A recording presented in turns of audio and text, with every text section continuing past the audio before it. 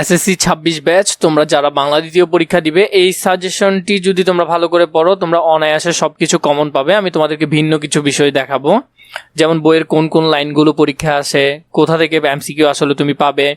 মাত্র এই 99টা থেকে 100+ কিছু এমসিকিউ যদি তুমি পড়তে পারো, বেশিরভাগ চেষ্টা করবো 100-র ভিতর দেওয়ার জন্য। তুমি যদি পড়তে পারো অনায়াসে তুমি এখান থেকে 30-30টাই কমন পাবে, কিন্তু কিভাবে পড়তে হবে সেটা একটু ভালো করে দেখতে হবে। চলো আমরা একটু দেখে নিই। এসএসসি পরীক্ষার্থীদের জন্য অসাধারণ একটি সাজেশন হবে এটি ইনশাল্লাহ। গত বছরও এটি অনেক বেশি পরিমাণে স্টুডেন্ট দেখেছে, এবছর তোমরা যদি দেখো তাহলে তোমাদের অনেক বেশি উপকারে আসবে।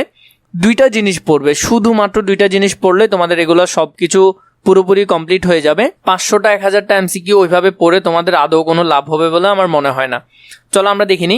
প্রথমত পঞ্চম পরিচ্ছেদ নিয়ে পড়বো। তো পঞ্চম পরিচ্ছেদে আমি তোমাদেরকে এমসিকিউ দিয়েছি মাত্র কয়টা?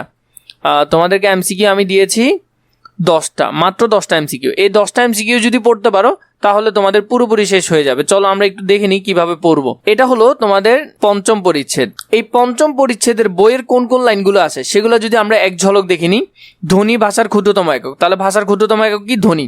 আমি কিন্তু অনেক ফাস্ট পড়াবো, আগে তোমাদেরকে ছোট ছোট শর্ট ভিডিও দিয়ে আগে তোমাদেরকে প্রতি পরিচ্ছেদ রিলেটেড ভিডিও দিয়েছি, প্লে লিস্ট আছে, তোমরা দেখে নিতে পারো। এখন তোমাদেরকে খুবই তাড়াতাড়ি পড়াবো। বাংলা ভাষায় 37টি মৌলিক ধ্বনি আছে, তাহলে বাংলা ভাষার মোট বর্ণ কয়টা? 50টা। তার মধ্যে স্বরবর্ণ 11টা, ব্যঞ্জন বর্ণ 39টা। মোট যোগ করলে হয় কয়টা? 50টা। এই 50টার মধ্যে 37টা হলো মৌলিক স্বরধ্বনি। এগুলোকে দুই ভাগে ভাগ করা হয়। কয় ভাগে? দুই ভাগে। স্বরধ্বনিকে এক ভাগে, ব্যঞ্জনধ্বনিকে এক ভাগে। তার মধ্যে মৌলিক স্বরধ্বনি 7টা। মৌলিক স্বরধ্বনি কয়টা? 7টা। আর মৌলিক ব্যঞ্জনধ্বনি, মৌলিক স্বরধ্বনি 7টা, ব্যঞ্জনধ্বনি 30টা। স্বরধ্বনি 7টা, ব্যঞ্জনধ্বনি 30টা। এরপরে আরো সহজে তোমাদেরকে বলছি, যদি কোনো ধ্বনি উচ্চারণ করার সময় মুখের কোথাও বাধা পাবে না, মুখের কোথাও যদি বাধা না পায় তাহলে স্বরধ্বনি। তাহলে কি ধ্বনি? স্বরধ্বনি। আর যদি বাধা পায় তাহলে সেটা কি হবে? ব্যঞ্জনধ্বনি। যদি বাধা পায় ব্যঞ্জনধ্বনি, না পেলে স্বরধ্বনি। ধ্বনির প্রতীককে বর্ণ বলা হয়। ধ্বনির প্রতীককে কি বলে? বর্ণ বলে। খুব বেশি গুরুত্বপূর্ণ। আবার এই অনুযায়ী বর্ণকে দুই ভাগে ভাগ করা হয়, স্বরবর্ণ এবং ব্যঞ্জন বর্ণ। স্বরবর্ণ আর ব্যঞ্জন বর্ণ মিলে মোট বর্ণ হয় 50টা। এগুলাকে বলা হয় মূল বর্ণ। তাহলে বাংলা ভাষায় মূল বর্ণ কয়টা? মূল বর্ণ হলো 50টা। এই বর্ণগুলাকে বিভিন্ন রকম ভাবে ভাগ করে, কার বর্ণ, অনুবর্ণ, যুক্ত বর্ণ অথবা সংখ্যা বর্ণ। তার মধ্যে স্বরবর্ণ দেখো 11টা, এগুলো তোমরা পারবা ছোটবেলার পড়া। এরপরে ব্যঞ্জন বর্ণ 39টা, এগুলো দেখানোর জন্য পড়াচ্ছি না, অন্য কিছু দেখো। কার বর্ণ, কার বর্ণ স্বরবর্ণের সংক্ষিপ্ত রূপকে কার বলে? স্বরবর্ণের সংক্ষিপ্ত রূপকে কার বলে? এরকম কার বর্ণ হলো 10টা। এরকম কার বর্ণ কয়টা? 10টা। শুধু স্বরীয় ছাড়া বাকি সবগুলাই কার বর্ণ। স্বরীয় ছাড়া বাকি সবগুলাই কার বর্ণ। কার্ণবর্ণগুলো এখানে আছে, আর লাগবে না। এরপরে এই লাইনটা একটু দেখো, কোনো ব্যঞ্জনের সঙ্গে কার বর্ণ বা হয়সন্ত চিহ্ন। হয়সন্ত চিহ্ন কোনটা? এই যে এখানে একটা ছোট চিহ্ন দেখতে পাচ্ছ, এটাই হলো হয়সন্ত চিহ্ন। কেন ব্যবহার করে এটা পরবর্তী পরিচ্ছেদে পাবো আমরা। হয়সন্ত চিহ্ন না থাকলে আমরা স্বরীয় ধ্বনি আছে বলে ধরে নিই। তাহলে কোনো ব্যঞ্জন বর্ণের সাথে যদি কার বর্ণ না থাকে, মানে এই কোনোটাই যদি না থাকে, সাথে যদি হয়সন্তও না থাকে, তাহলে আমরা ধরে নিই কি আছে? স্বরীয় আছে বলে ধরে নিই। এরপরে যদি দেখো ফলা, ব্যঞ্জন বর্ণের সংক্ষিপ্ত রূপকে ফলা বলে। ব্যঞ্জন বর্ণের সংক্ষিপ্ত রূপকে ফলা বলে। ফলা চিহ্ন 6টা। ফলা চিহ্ন কয়টা? 6টা। কি কি ফলা? নফলা, নফলা চিহ্নটা একটু দেখবে এরকম। বফলা, বফলা চিহ্ন দেখবে এরকম। মফলা, মফলা চিহ্ন দেখবে এরকম। জফলা, জফলা চিহ্ন দেখবে এরকম। রফলা, রফলার চিহ্ন দেখবে এরকম। লফলা, লফলার চিহ্ন এখানে এরকম। রেফ, র এর একটি অনুবর্ণ হলো রেফ। র এর একটি অনুবর্ণ রেফ, খুব বেশি বেশি বেশি বেশি গুরুত্বপূর্ণ, ভালো করে দেখবে। বর্ণসংকেত, অনেকগুলো বর্ণসংকেত আমরা ব্যবহার করি, যেমন এগুলা ছোট ছোট বর্ণের বিপরীতে আমরা এগুলো ব্যবহার করি, যেমন উ, দ, দন্তীয় ন, ম, মূর্ধন্য স, দন্তীয় স, এগুলো আমরা বর্ণ সংকেত হিসেবে ব্যবহার করি, মানে ছোট ছোট সংকেত। এরপরে ত এর একটি বর্ণসংকেত, ত এর একটি বর্ণসংকেত হলো খণ্ডত। ত এর একটি বর্ণসংকেত খণ্ডত, যা বর্ণমালা স্বতন্ত্র বর্ণ হিসেবে পরিচিত। এটাও একটা স্বতন্ত্র আলাদা বর্ণ, এটাও একটা আলাদা বর্ণ, কিন্তু মাঝে মধ্যে ত এর পরিবর্তে আমরা খণ্ডতর ব্যবহার করি। এরপরে যুক্ত বর্ণ, যুক্ত বর্ণকে এখানে দুই ভাগে ভাগ করা হয়। যুক্ত বর্ণকে কয় ভাগে ভাগ করা হয়? দুই ভাগে। তাহলে যুক্ত বর্ণকে সহজে চেনার জন্য কয় ভাগে ভাগ করা হয়? দুই ভাগে, একটা স্বচ্ছ একটা অস্বচ্ছ। মনে রাখবা, স্বচ্ছটা তুমি দেখেই চিনতে পারবা যে এখানে এই এই বর্ণ আছে। অস্বচ্ছ দেখে চেনা যায় না এখানে কোন কোন বর্ণ আছে। স্বচ্ছযুক্ত বর্ণ দেখো ক এর সাথে ট আছে, বর্গীয় জ সাথে জ আছে, বর্গীয় জ সাথে ঝ আছে, এগুলো দেখে চেনা যাচ্ছে, এগুলো তুমি পারবে, এখানে কোনো সমস্যা হয় না। সমস্যা হয় অস্বচ্ছতে। সমস্যা কোথায় হয়? অস্বচ্ছ। যেমন এই যে প্রথমটা আছে, এটাতে দেখে বোঝা যাচ্ছে এখানে ক আর ত আছে, বোঝা যাচ্ছে না। এগুলো একটু বেশি ভালো করে বোলাবা, চোখ বোলাবা, এখান থেকে একটা আসার সম্ভাবনা 100%। এখান থেকে একটা এমসিকিউ আসার সম্ভাবনা 100%। তার মধ্যে এটা এটা এটা এটা এটা এটা এটা বেশি গুরুত্বপূর্ণ, এটা এবং এটা, এই কয়েকটা একেবারে ঠাডা মুখস্থ করে ফেলবা, বারবার লিখবা, মিনিমাম 5 বার করে লিখবা, লিখলে মুখস্থ হয়ে যাবে। সংখ্যাবর্ণ হলো 10টা। সংখ্যাবর্ণ কয়টা? 10টা। তো আমাদের পরিচ্ছেদ রিভিউ শেষ, আমরা এখন দেখবো এমসিকিউ। আমরা এমসিকিউগুলো পারি কিনা দেখবো। বাংলা ভাষায় মৌলিক স্বরধ্বনি, মৌলিক স্বরধ্বনি 7টা। মৌলিক স্বরধ্বনি কয়টা? 7টা। আমরা পরিচ্ছেদের প্রথমেই দেখছিলাম মৌলিক স্বরধ্বনি মোট হলো 37টা, তার মধ্যে স্বরধ্বনি হলো 7টা। স্বরধ্বনি কয়টা? 7টা। এখানে তার ব্যাখ্যাগুলো আছে। এখন যে বই পড়াইছি আর ব্যাখ্যার প্রয়োজন হবে না, সেম তোমরা যদি ব্যাখ্যা সহকারে পড়ো তোমাদের আর কিছুই লাগবে না। এরপর দেখো, কোনো ধ্বনি উচ্চারণের সময় মুখের কোথাও বাধা না পাইলে, যদি বাধা না পায় তাহলে সেটা স্বরধ্বনি। স্বরধ্বনির সময় কি হয় না? বাধা পায় না। আমরা এই লাইনে দেখছিলাম এই কোনো জায়গায় বাধা না পেলে সেটা কি ধ্বনি? স্বরধ্বনি। 3 নম্বরে, ধ্বনির প্রতীককে কি বলে? ধ্বনির প্রতীককে বর্ণ বলে। আমরা লাইনের হুবহু দেখছিলাম ধ্বনির প্রতীককে বর্ণ বলে, স্টার চিহ্ন দিয়েছিলাম তোমাদের জন্য। ধ্বনির প্রতীককে বর্ণ বলে। তার মধ্যে অনেকগুলো বর্ণে ভাগ করা হয়, স্বরবর্ণ 11টা, ব্যঞ্জন বর্ণ 39টা, মোট বর্ণ 50টা, এগুলো আমরা দেখছিলাম, আর প্রয়োজন নাই। এরপর দেখো, ব্যঞ্জনের সঙ্গে কার বর্ণ বা হসন্ত চিহ্ন না থাকলে, কার বর্ণ না থাকলে, হসন্ত না থাকলে, তাহলে আমরা কি আছে বলে ধরে নিই? স্বরীয় আছে বলে ধরে নিই। আমরা এখানে কি দেখছিলাম? কি ব্যঞ্জনের সাথে কিছু না থাকলে আমরা কি আছে বলে ধরে নিই? স্বরীয় আছে বলে ধরে নিই। হুবহু বই থেকে এমসিকিউ কমন আসবে। তোমরা যদি এমনি মানুষের 500, 100, 200 এমসিকিউ দেখতে যাও তাহলে কখনো তোমরা কমন পাবে না। তোমাদের যদি অন্যান্য ভিডিওগুলো লাগে, অন্যান্য বইয়েরগুলো লাগে, সবগুলো বই আমার এইভাবে সেট আপ করা আছে। তোমাদের যদি লাগে আমাকে জানাবে। গতবার তো দিতে দিতে আমি হয়রান হয়ে গেছি। এবছর তোমাদের লাগলে আমাকে জানাবে, আমি নিঃসন্দেহে তোমাদেরকে দেওয়ার চেষ্টা করবো, সর্বোচ্চটুকু দিব। আর তোমাদের যদি দাগানো বই কেনার প্রয়োজন হয়, খুবই অল্প দামে দাগানো বইগুলো তোমরা কিনতে পারবে। আমার কাছে সবগুলো বই দাগানো আকার আছে, একবারে অনেক সেরা কোয়ালিটিভাবে দাগাইছি আমি তোমাদের জন্য। তোমরা যদি নিতে চাও নিতে পারো, আমি তোমাদেরকে নাম্বার দিয়ে দিব, নাম্বারের মধ্যে হোয়াটসঅ্যাপে মেসেজ করলে হবে, সেখান থেকে নিতে পারবে। এরপর দেখো, কোনো ব্যঞ্জনের সঙ্গে আমরা কিছু নাই তাহলে কি আছে বলে ধরনি? স্বরীয় আছে বলে ধরনি। আর কার বর্ণ কয়টা? 10টা। কার বর্ণ আকার, ইকার, রস্যিকার, এগুলো 10টা। 5 নাম্বারটা দেখো কি আসছে, মূর্ধন্য ষর সাথে আমরা যে এটা দেখতেছি এই যুক্ত বর্ণটা আমি তোমাদেরকে হুবহু দাগাই দিয়েছিলাম। এই যে দেখো এখানে লাল কালার দাগও আছে, এখানের মধ্যে দাগাই দিছি, বলছিলাম এটা ভালো করে দেখবে, এটা কিন্তু বেশি আসে। তাহলে এটা হবে মূর্ধন্যর সাথে ম। এখানে মূর্ধন্যর সাথে একটা হসন্ত চিহ্ন থাকে, এটা আসে নাই, কিন্তু তোমরা একটু ভালো করে অস্বচ্ছ যুক্ত বর্ণগুলো দেখবে, একবারে ভালো করে দেখবে। সেম পড়াগুলো এখানে আমি তোমাদেরকে আবার দিয়েছি সহজে মনে রাখার জন্য। যেমন বিজ্ঞান, এখানের মধ্যে এগুলা বর্গীর জ হয়, এরপরে এগুলো হয়, এই যে বিষয়গুলো আছে এগুলো আমি তোমাদেরকে এখানে পড়াইলাম। এই যেমন হয় ম, এটা একটু মনে রাখবে, খুবই বেশি গুরুত্বপূর্ণ, বিশেষ করে বই থেকে দেখবে। 1000% শিওর থাকো বই থেকে এমসিকিউ আসবে, হুবহু আসবে, কোনো চেঞ্জ ছাড়াই আসবে, একেবারে হুবহু। কিন্তু তোমাকে বুঝতে হবে যে প্রশ্নটা আসলে আসবে কিভাবে।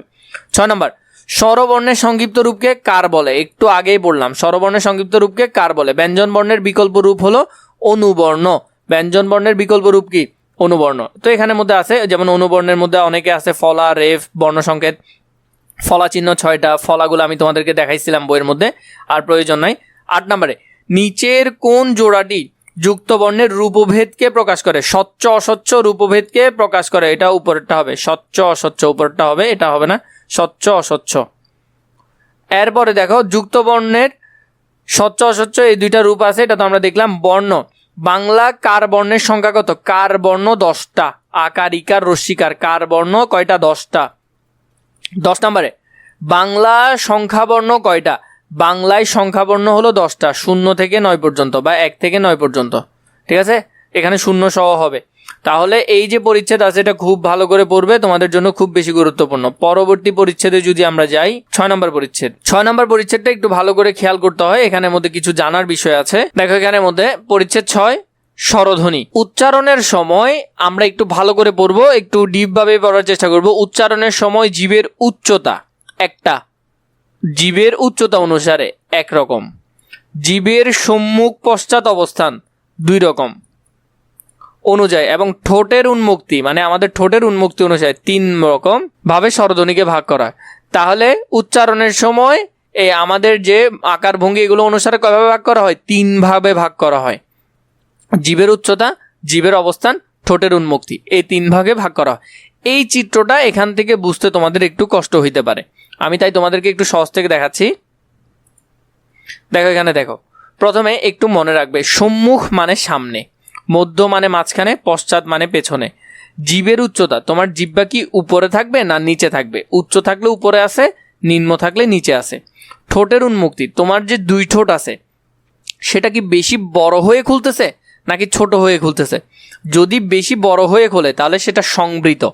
সংবৃত হলো যদি সেটা 2 ঠোঁটের মাঝখানে যদি ফাঁকা জায়গা কম থাকে তাহলে সেটা সংবৃত। আর বিবৃত মানে 2 ঠোঁটের মাঝখানে ফাঁকা জায়গা বেশি। একটু অনুমান করো, সংবৃত রসা উ এটা উচ্চারণ করার সময় তোমার 2 ঠোঁটের মাঝখানে জায়গা কতটুকু? স্বরে আ এটা উচ্চারণ করার সময় কতটুকু? দেখবা স্বরে আর সময় তোমার 2 ঠোঁটের মাঝখানে ফাঁকা জায়গা বেশি, বেশি হইলে বিবৃত। আর রসা উচ্চারণ করার সময় তোমার 2 ঠোঁটের মাঝখানে ফাঁকা জায়গা কম, তাহলে এটা সংবৃত। তো এতটুকু আপাততের জন্য মনে রাখো। তোমাদের যদি বিস্তারিত প্রয়োজন হয় নিশ্চয়ই আমার প্লে লিস্টের মধ্যে ভিডিও আছে, সেগুলো দেখতে পারো। আমি তোমাদেরকে আপাতত অল্প অল্প বলছি। মনে রাখবে রস্যই আর রসাও হলো সংবৃত স্বরধ্বনি। কি স্বরধ্বনি? সংবৃত মানে এই দুইটা উচ্চারণ করলে 2 ঠোঁটের মাঝখানে ফাঁকা জায়গা কম থাকে। কি থাকে? কম থাকে। এটা হলো স্বরেয়া, এটা বিবৃত স্বরধ্বনি। এটা উচ্চারণ করলে 2 ঠোঁটের মাঝখানে ফাঁকা জায়গা একটু বেশি থাকে। এরপরে রস্যই উচ্চারণ করলে জিহ্বা সামনের দিকে থাকে। কোথায় থাকে? সামনের দিকে। কি অবস্থায় থাকে? উঁচু অবস্থায় থাকে। এরপরে তুমি যদি রসা উচ্চারণ করো তাহলে জিহ্বা পেছনে থাকে। কোথায় থাকে? পেছনে থাকে, পেছনের দিকে উঁচু অবস্থায় থাকে। তো এই যে এগুলো আছে তোমাদের বিস্তারিত প্রয়োজন হলো এখানে দেখবা। এই যে এতক্ষণ যেগুলো পড়ালাম এগুলাই মূলত এখানে আলোচনা করছি। এরপর দেখো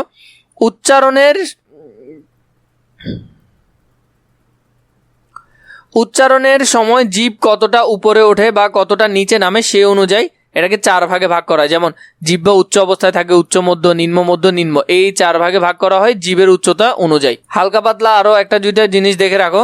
জিভের অবস্থান তোমাকে যদি বলে, এই দেখো এখানের মধ্যে জিভের অবস্থান অনুসারে কয় ভাগে ভাগ করা হয়? এখানে আছে পশ্চাৎ আর সম্মুখ 2 ভাগে, কিন্তু বাস্তব অর্থে হলো 3 ভাগে ভাগ করা হয়। সম্মুখ, পশ্চাৎ, মধ্য, জীবের অবস্থান অনুসারে 3 ভাগে ভাগ করা হয়। তো এখানে যেগুলো পড়াইলাম এই যে শব্দগুলো আছে না, মোট কথা এই ডায়াগ্রামটা অথবা এটা একেবারে চোখে মুখস্থ করে ফেলবে, যাতে তুমি অনুমান করে দাগাইতে পারো, বা তোমারটা এমসিকিউ হয়ে আসবে, অন্য কিছু তো আসবে না। তো যাতে সহজে দাগাইতে পারো তার জন্য, মানে যাতে মোটামুটি বুঝে দাগাইতে পারো। এরপরে অনুনাসিক স্বরধ্বনি, আমরা এখানে এগুলো প্রয়োজন নাই, যেগুলো প্রয়োজন নাই পড়াচ্ছি না। ধ্বনিগুলো উচ্চারণের সময় কোমল তালু খানিকটা নিচে নেমে গেলে কিছুটা বায়ু নাক দিয়ে বের হয়। আর যখন কোনো কারণে বায়ু নাক দিয়ে বের হয় তখন অনুনাসিক ধ্বনি তৈরি হয়। কি ধ্বনি তৈরি হয়? অনুনাসিক ধ্বনি। স্বরধ্বনির এই অনুনাসিকতা বোঝাতে বাংলা স্বরবর্ণের উপর চন্দ্রবিন্দু ব্যবহার করা হয়। তাহলে মূলত কোনো শব্দ উচ্চারণ করার সময় আমার পুরোপুরি বাতাসটা মুখ দিয়ে বের না হয়ে কিছুটা নাক দিয়ে বের হয়। এই নাক দিয়ে বের হওয়াকে অনুনাসিকতা বলে। এই অনুনাসিকতা বোঝাতে চন্দ্রবিন্দু বসে কিসের উপর? স্বরবর্ণের উপর। মৌলিক স্বরধ্বনিগুলো এখানে দিছে, অনুনাসিক স্বরধ্বনি দেখো উপরে চন্দ্রবিন্দু আছে। এই এরপরে আরেকটা টপিক যেটা সবচেয়ে গুরুত্বপূর্ণ, অর্ধ স্বরধ্বনি। বাংলা ভাষার যে স্বরধ্বনিগুলো পুরোপুরি উচ্চারিত হয় না তাকে অর্ধ স্বরধ্বনি বলে। যেমন অর্ধ স্বরধ্বনি 4টা, সবসময় মনে রাখবে। প্রথমটা হলো অর্ধ স্বরধ্বনি। প্রথমটা কি? অর্ধ স্বরধ্বনি। যেমন সরিয়ে সারিয়া বাদ দাও, রস্যই প্রথম, দীর্ঘই আর রস্যইর মধ্যে রস্যই প্রথম। এরপরে রস্যাউ প্রথম, তাহলে 2টা। এরপরে হলো এ প্রথম, এরপরে ও প্রথম। এই 4টা প্রথমটা এগুলো হলো অর্ধ স্বরধ্বনি। তাহলে প্রথমটাই কি? অর্ধেক। প্রথমটাই অর্ধেক মানে অর্ধ স্বরধ্বনি। তাহলে অর্ধ স্বরধ্বনি হলো 4টা। এরপরে সবচেয়ে গুরুত্বপূর্ণ উদাহরণ চাই, এটা সবচেয়ে গুরুত্বপূর্ণ। আর লাউ আরো বেশি গুরুত্বপূর্ণ। কিভাবে বুঝবা এখানে কি আছে? যেমন চাই, চয় কাচ্চা রস্যই চাই, এখানে একটা আকার আছে না? আকার মানে কি? স্বরেয়া, তাই তো? আর এখানে রস্যই আছে না, তার মানে রস্যই। একটা জিনিস খেয়াল করো, রস্যই একটা অর্ধ স্বরধ্বনি, তার মানে স্বরে একটা পূর্ণ স্বরধ্বনি। এখানে যখন একটা অর্ধ স্বরধ্বনি একটা পূর্ণ স্বরধ্বনি একসাথে থাকবে তখন তাকে বলবে দ্বিত্ব স্বরধ্বনি। তখন তাকে কি বলবে? দ্বিত্ব স্বরধ্বনি বলবে। যখন একটা স্বরধ্বনি অর্ধ আরেকটা পূর্ণ তখন তাকে বলে দ্বিত্ব স্বরধ্বনি। কি বলে? পূর্ণ স্বরধ্বনি ও অর্ধ স্বরধ্বনি একত্রিত উচ্চারিত হলে, যেমন চাই, আই আছে, আই, এই আইটা একসাথে উচ্চারণ হচ্ছে, যখন পূর্ণ স্বরধ্বনি অর্ধ স্বরধ্বনি একসাথে উচ্চারিত হবে তখন তাকে দ্বিত্ব স্বরধ্বনি বলবে। কি বলবে? দ্বিত্ব স্বরধ্বনি। লাউ, লয়কাল্লা, আকার আছে, রস্যাও আছে, রস্যাও একটা অর্ধ স্বরধ্বনি, আকার একটা মানে সরেয়া একটা পূর্ণ স্বরধ্বনি। তাহলে এখানের মধ্যে লাউ হলো দ্বিত্ব স্বরধ্বনি। লাউ বানানটা কি হবে? দ্বিত্ব স্বরধ্বনি হবে। কেন হবে? পূর্ণ স্বরধ্বনি আর অর্ধ স্বরধ্বনি একসাথে উচ্চারিত হচ্ছে। বাংলা বর্ণমালায় দুইটি দ্বিত্ব স্বরধ্বনির জন্য আলাদা আলাদা বর্ণ নির্ধারিত আছে, যেমন ওই, ঔ, এই দুইটা দেখো, ওই, ঔ যোগ রস্যই, ওই, ঔ, ঔ যোগ রস্যও, ঔ, এই দুইটা স্বরধ্বনি, এই একটা স্বরধ্বনি দুইটা স্বরধ্বনি দিয়ে উচ্চারিত হয়, এই একটা স্বরধ্বনি দুইটা স্বরধ্বনি দিয়ে উচ্চারিত হয়। এগুলাকে আবার যৌগিক স্বরধ্বনিও বলে। কি বলে? যৌগিক স্বরধ্বনি। তো আমরা এখন এমসিকিউতে যদি যাই, আমাদের আর কষ্ট হবে না, আমরা পারবো। উচ্চারণের সময় জীবের কোন অবস্থানের কারণে স্বরধ্বনিকে ভাগ করা হয়? এটা হলো উচ্চতা অনুযায়ী ভাগ করে, সম্মুখ পশ্চাৎ অবস্থান অনুযায়ী ভাগ করে, তাহলে উত্তর হবে সবগুলা। তাহলে উচ্চারণের সময় জীবের সবগুলো অবস্থান অনুসারে, আমরা বইয়ের প্রথম লাইনে দেখছিলাম, এটা প্রথম লাইনেই ছিল, এটা প্রথম লাইনটা। এরপরে রস্যা উ উচ্চারণের সময় জীবের অবস্থান কেমন হয়? রস্যা উ রস্যইর সময় প্রথমে থাকে, রস্যায়ের সময় জিহ্বা পেছনে থাকে, কিন্তু পেছনে কি অবস্থায় থাকে? পেছনে উচ্চ অবস্থায় থাকে। আমরা যদি ঘরটা দেখি, দেখো, রস্যাউর সময় পশ্চাৎ পেছনে থাকে, আর রস্যাউর সময় জিহ্বা উচ্চ অবস্থায় থাকে। কি থাকে? উচ্চ অবস্থায় থাকে। তোমাদেরকে তো এখন অত সময় নাই যে তোমাদেরকে আমি ডিটেলসে বুঝাই পড়াবো, তাও যতটুকু পারছি চেষ্টা করছি পড়ানোর জন্য। রস্যা উচ্চারণের সময় জীবের অবস্থান থেকে পশ্চাৎ এগুলা বলা আছে, এগুলা লাগবে না। স্বরে আ, এটার সময় ঠোঁটের উন্মুক্তি কেমন? বিবৃত।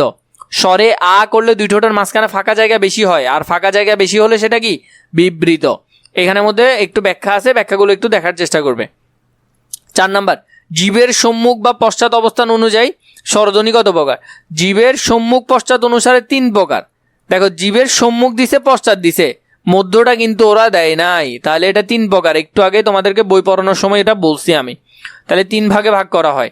5 নাম্বারে যেটা দেখো, বাংলা স্বরবর্ণের উপরে চন্দ্রবিন্দু ব্যবহার করা হয় কি বোঝাতে? অনুনাসিকতা বোঝাতে। এটা আমরা বইয়ের মধ্যে দেখছি না লাইনটা, এই দেখো, অনুনাসিকতা বোঝাতে কি করা হয়? চন্দ্রবিন্দু দেওয়া হয়। তোমাদের যদি যে কোনো বই প্রয়োজন হয়, তোমরা যে কোনো বইয়ের জন্য কথা বলতে পারো, আমাদের সাথে কথা বলে বইগুলো চাইলে নিতে পারো। আর আমাদেরকে নিশ্চয়ই কমেন্ট করে জানাবে যে ধারাবাহিকভাবে ভিডিও প্রয়োজন কিনা। তোমাদের প্রয়োজন হলে নিশ্চয়ই করব, অথবা তো প্রয়োজন নাই। 7 নাম্বার, পূর্ণ স্বরধ্বনি ও অর্ধ স্বরধ্বনি একত্রে মিলে কি হয়? দ্বিত্ব স্বরধ্বনি হয়। পূর্ণ আর অর্ধ মিলে কি হয়? দ্বিত্ব হয়। একটু আগে দেখাইছি, অনেকগুলা দেখাইছি, না অনেক আছে। তাই, নাই, নেই, সেই, যাও, দাও, এগুলা ডাবল ডাবল উচ্চারিত হয়। লাউ, তাহলে স্বরে আ যোগ রস্যাউ, স্বরে আ যোগ রস্যাউ, এটাই হবে উত্তর। স্বরে আ যোগ রস্যাউ, এটা একটা দ্বিত্ব স্বরধ্বনি। বাকি পরিচ্ছেদগুলো প্রয়োজন হলে নিশ্চয় আমাকে জানাবে, আমি খুবই কম দেওয়ার চেষ্টা করছি। দেখো, এটাতে 8টা দিছি, গতবারটাতে 10টা দিছি, তাহলে মাত্র 18টা এমসিকিউতে তোমাদের 2টা পরিচ্ছেদ একেবারে পুরোপুরি শেষ, সেখানে আর কিছুই নাই। তোমরা যদি এভাবে পড়ো, আমার মনে হয় না আর বাড়তি পড়তে হবে।